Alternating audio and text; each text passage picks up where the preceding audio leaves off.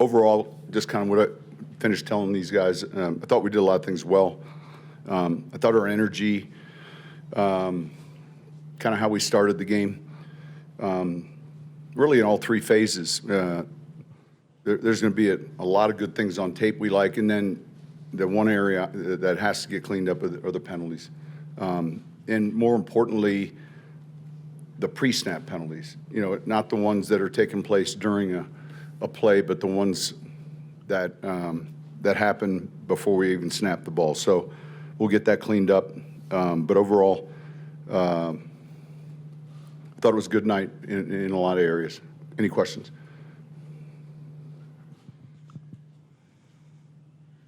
Come on. What do we got? Well, we keep asking about the running back situation. Can you evaluate how you thought it looked tonight? All of them I thought played well, which I don't know if it clears up our but I thought we got into the defense. We got downhill into the defense a number of times. RJ's touchdown. I thought for the most part, and I thought as the game wore on, our down and distances, our third downs were much more favorable than theirs, and I think that's going to. I'm sure it had a lot to do with the conversion rate as well. Coach, you mentioned Troy Franklin in May as a guy who could potentially take a jump this season. How much have you seen him kind of increase the different ways he's been able to help in this offense? Yeah, it's happening, and I'm excited. I think we just got to be smart because he's playing two spots, but he's had a really good camp. He's confident, and I've said this a bunch of times. It has to happen on the field, and you guys that have covered this team or any other team, like you see it in the preseason every year. Some players that begin to make some plays, and it carries over. And so that's why these games are important.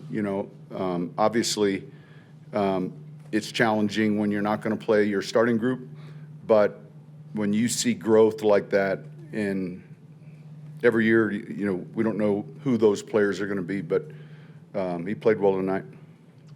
Sean, you mentioned, I think early in this week, you were splitting the guys into phases, this or that, and on the backs, just what went into Audric kind of getting the last catch. Yeah, the plan was early on, it was RJ, and then it was going to be RJ, obviously Bidet was going to get work, then Jaleel, Audric, and then Blake. We knew we wanted 2/3 of the game to get to Blake and Audric. And I think we were able to accomplish that. Now, again, it's not an exact science, but those guys got a lot of work. And I thought they did a good job with their opportunities. Sean, your defense has only given up a single touchdown each game. What have you liked from them kind of all the way through? I thought our start tonight was a little bit quicker. I thought we stopped the run pretty well. They were one-dimensional. There'll be a lot of things, I think, when we put the tape on. There's some younger guys that are playing, giving us good pass rush snaps. I think we're deeper at the corner position than we were a year ago. So that's encouraging. Sean, following up on Brandon's question, you've held opponents to 3 for 25 on third down in the preseason. Is that another indication of how tough those decisions are going to be on the 53? Yeah, look, I think there are going to be a number of tough decisions, but I'd rather be in that position than the position we were in 2 years ago at this time. And I think, that the talent level has gradually gotten better, and so these guys they're all competing, and we say this to them, and it's serious. Like, we're rooting for all of them. Like, we're rooting for their best, and because I think there's going to be some players that end up on other teams' rosters playing. and that's part of the deal. Sean, realizing that you've got some areas to clean up, can you just comment on your overall depth and how impressive it's been really through the first couple of weeks? Well, I think to really get into that, it's been the procurement, whether in the draft, post-draft. We've done a nice job with, bringing in players, signing free agents, and then, true NFL free agents that are veterans. The combination of the last 2 years of us bringing in the right type of players and having the vision for the players, I think, to the scouts, to George, to everyone who's been involved in that process, having a clear vision for each position. And it's never going to be, you try to bat whatever. It's not going to be perfect, but we've hit on a number of decisions, and that's encouraging. Yeah, Sean, I think Ingram was the only guy listed on your depth chart, number one, that you played tonight, just the decision to give him. Yeah, I think we had 3 or 4 guys that were going to be 8-snap guys. So Ingram had give or take. Troutman was, we were working to get him 8 snaps. Burton was going to be one of those guys, but his injury obviously kept that from happening. I think on defense we might have had. So we identified 5 players. You had 2 phases, but then within those 2 phases, we identified 5 players that, man, I wanted to get Ingram some touches.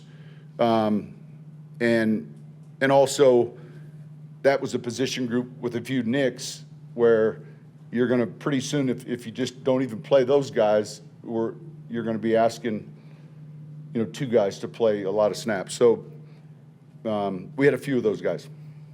Sean, it appeared that Davis was calling plays, and Yeah, maybe Joe this did was- last week. So how does that decision happen? Is No, that I think it's a challenging good guys? opportunity for these coaches. I say that respectfully to, obviously Joe and Pete have called plays for years. Pete, in New Orleans, when I got injured, I remember the first game, we lost to Tampa, and I fractured my tibia, and it was, kind of a long rehab, but in the hospital surgery, and we were playing the Colts at home, and Pete called the game. And so in this league, when you get injured, the players will tell you this, and all of a sudden as a coach, the train keeps going. And we scored 63 points that night, and you're like, you're excited, but the train can keep going fast too. So Davis got a game ball. It was his first time calling a game in an NFL game. I had thrown a couple call sheets or basically stat sheets from my first time and highlighted a few things, and I said, see if you can beat this. And he did. So. Was there a conversation when he was calling it? Could we see you talking, or was it? Oh, I'm talking, we're all on the same line, but he called it and did a really good job.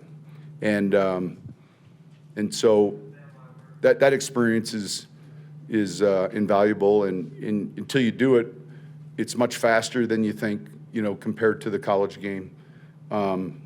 And I told him, look, I can remember the first time I had to, and, in a regular season game, it was Giants, Jets, and they only play once every how many years, the regular season. It was a good team. It was Parcells, Belichick was the defensive coordinator, and just staying up all night, and you want to make a good impression, but he did a good job. He did a really good job.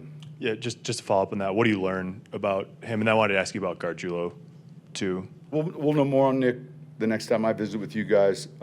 In terms of Davis, do you learn anything about just sort of absolutely. how the brain works and all that when you watch look, that? Everyone's got to. If you took, I said this to Greg earlier, if you had Pete call a game, Joe, Davis, myself, whoever, you're going to get so many different combinations on that call sheet. Now you'll get the emphasis in the run. We wanted to run the ball well tonight, but I thought he was the biggest thing is getting on to the next play as soon as you've called that play. And I thought he was fast, efficient, had a lot of energy. The players responded, and I thought he did a great job. So it's no different than the player that has a real good game. There's a confidence then, like, I can do this at a high level.